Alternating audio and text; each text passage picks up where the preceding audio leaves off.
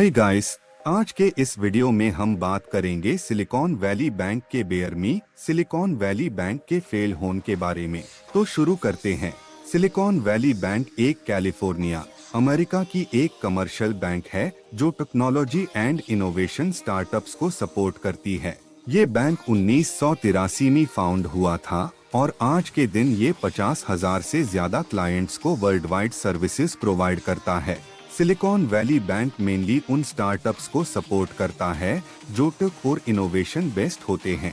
ये बैंक उन स्टार्टअप्स को फाइनेंशियल सर्विसेज प्रोवाइड करता है जैसे कि loans, credit, deposit and treasury services. इस बैंक की एक अलग पहचान है कि ये प्राइमरीली स्टार्टअप्स के लिए सर्विसेज प्रोवाइड करता है जो टेक्नोलॉजी एंड इनोवेशन फील्ड से रिलेटेड है। सिलिकॉन वैली बैंक जो कि 16th लार्जेस्ट बैंक है यूनाइटेड स्टेट्स का। अब हम जानेंगे कि सिलिकॉन वैली बैंक बैंकरप्ट कैसे हो गई। पहले तो यह जान लेना जरूरी है कि यह कितना बड़ा बैंक था। सिलिकॉन वैली बैंक के पास 2 मंथ्स पहले तक 209 अरब डॉलर की संपत्ति थी। बैंक के पास 179 अरब डॉलर के डिपॉजिट्स थे, लेकिन वेडनेसडे 10 मार्च को जब बैंक ने 2.5 अरब डॉलर जुटाने की योजना सामने रखी तो उसके बाद से सब कुछ बदल गया।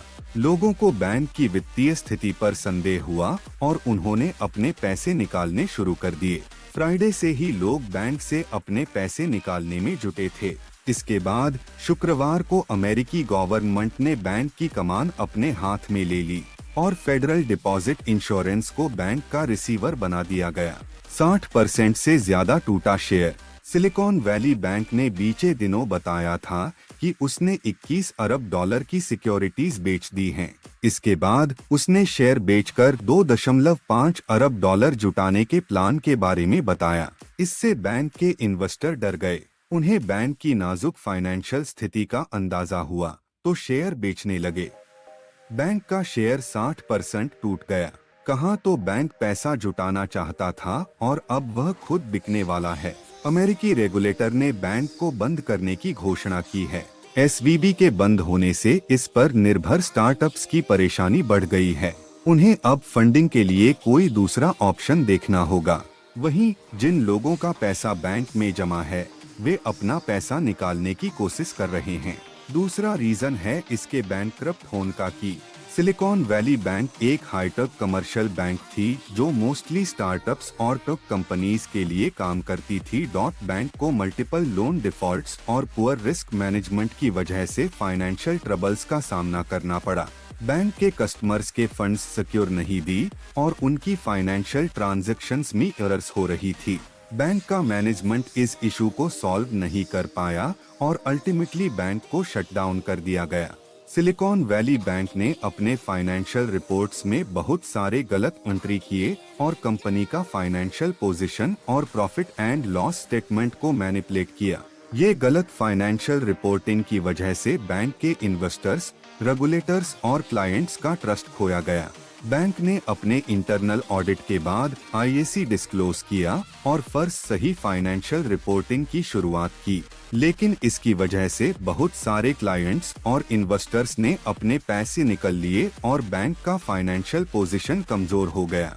इसके बाद बैंक ने अपनी रिकवरी स्ट्रेटेजी बनाई और रेगुलेटर्स से अप्रूवल लिया। बैंक ने बहुत सारे नॉन परफॉर्मिंग लोन्स और बैड एसेट्स को सेल कर दिया और अपने फाइनेंशियल पोजीशन को इम्प्रूव किया। लेकिन इस घटना के बाद लोगों का डाउट बैंक के सेफ्टी पर बढ़ा।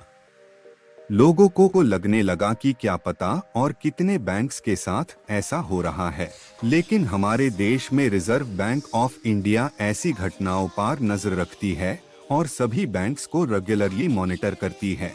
इसलिए इंडिया में बैंक डिपॉजिट्स बहुत हाई सेफ है। लेकिन उनके पास कुछ स्टार्टअप्स का लोन डिफॉल्ट हो गया और बाद में उनकी फाइनेंशियल कंडीशन खराब हो गई।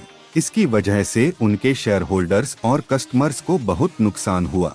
बहुत से लॉग ऑन का पैसा अनमेन सेफ नहीं रहा और उनके बिजनेस और स्टार्टअप्स के फ्यूचर काफी डाउटफुल हो गया। लेकिन अब सवाल ये है कि क्या होगा नेक्स्ट? क्या ऐसे इंसिडेंट्स को रोका जा सकता है? तो इसका जवाब हाँ है। आजकल बैंक्स और फाइनेंशियल इंस्टीट्यूशंस बहुत सारे रिस्क मैनेजमेंट टेक्निक्स और बेस्ट प्रैक्टिसेस इम्प्लीमेंट कर रहे हैं। रेगुलेटर्स भी बैंक्स के ट्रांजैक्शंस और लेंडिंग एक्टिविटीज को क्लोजली मॉनिटर करते हैं, लेकिन एफआईआर भी हमें खुद भी अलर्ट रहना चाहिए। हमें अपने इन्वेस्टमेंट ऑप्शंस को ध्यान से चुनना चाहिए और उनका रिस्क असेस करना चाहिए।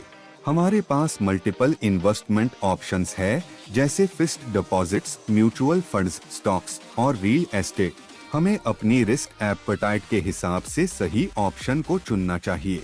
लेकिन एक बात जरूर याद रखिए, इंडिया के बैंकिंग सेक्टर काफी स्ट्रॉन्ग है। रिजर्व बैंक ऑफ इंडिया और गवर्नमेंट बैंक्स और प्राइवेट बैंक्स के ट्रांजैक्शंस और लेंडिंग एक्टिविटीज को क्लोजली मॉनिटर करते हैं। हमारा बैंकिंग सिस्टम स्टेबल और सिक्योर है। तो इस वीडियो में हमने जाना कि बैंक क्या होती है, सिलिकॉन वैली बैंक के कोलैप्स के बारे में और क्या होगा नेक्स्ट। हमारे पास मल्टीपल इन्वेस्टमेंट ऑप्शंस है और हमें अपने ऑप्शंस को केयरफुली चूज करना चाहिए। और हाँ, इंडिया के बैंकिंग सिस्टम काफी स्ट्रॉन्ग है और हमारा पैसा सेफ है। उम्मीद है आपको ये वीडियो पसंद आया होगा। Thanks for watching. मिलते हैं नेक्स्ट वीडियो में।